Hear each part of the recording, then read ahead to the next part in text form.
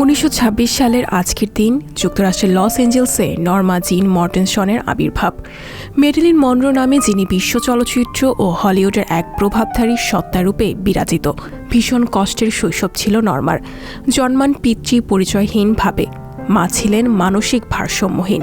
Narmer শৈশবের প্রায় 15 বছর কাটে অনাথপল্লীতে। এরপর 16 বছর বয়সে বিয়ে। সেই সম্পর্ক টেকে না। পরে কারখানায় কর্মী হিসেবে চাকরি শুরু, এক ফটোগ্রাফের সঙ্গে সখ্যতা হয়। পিন আপ মডেল হয়ে তার ক্যারিয়ার যাত্রা। ধীরে ধীরে জনপ্রিয়তা বাড়তে থাকে তার।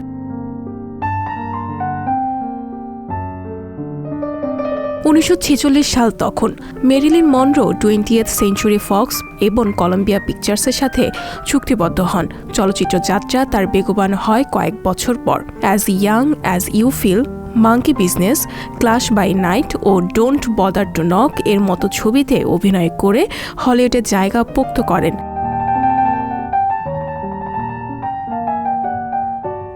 দ্বিতীয় বিশ্বযুদ্ধ পরের মার্কিন যুক্তরাষ্ট্র তখন আইকনের খোঁজে।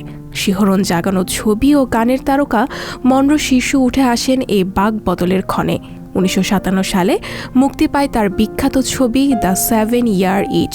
সাম লাইক ইট হট ছবিতে অভিনয় করে তিনি গোল্ডেন গ্লোব পুরস্কার অর্জন করেন। মেরিলিনের জীবনে পুরুষ এসেছে অনেক, তাদের কেউ কেউ হাই প্রোফাইলের। বলা যেতে পারে মার্কিন প্রেসিডেন্ট কেনেডি থেকে লেখক আর্থার মিলারের নাম, কিন্তু কেউ তাকে স্থিতি দিতে পারেননি। শান্তি অধরা থেকে গেছে স্বর্ণকেশীর জীবনে।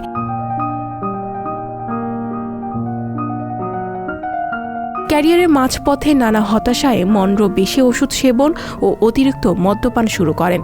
সন্তান সম্ভবা হলেও জটিলতার কারণে এই নারী মাতৃত্বের স্বাদ বঞ্চিত হন। ক্রমে হয়ে ওঠেন নিঃসঙ্গ থেকে নিঃসঙ্গতর।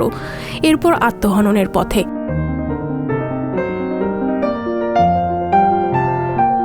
1952 সালের 4 আগস্ট মাত্র 36 বছরের জীবনের ইতি হয় মেরিলিন মনরোর।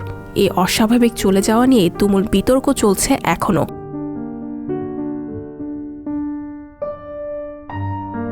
নারী শুধু শরীরেই বাঁচে না, প্রাণ থাকলে তার মন বলে একটা ব্যাপার থাকে।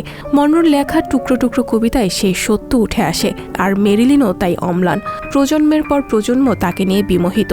অল্প প্রাণ জীবনে এমন দাগ কাটার সামর্থ্য কজনের হয়? সঞ্জিতা শম্পা, সংবাদ প্রকাশ। সংবাদ, ফিচার ও অনুষ্ঠানের জন্য ভিজিট করুন সংবাদ প্রকাশের ওয়েবসাইট এবং যুক্ত থাকুন ফেসবুক পেজ ও ইউটিউব চ্যানেলের সঙ্গে।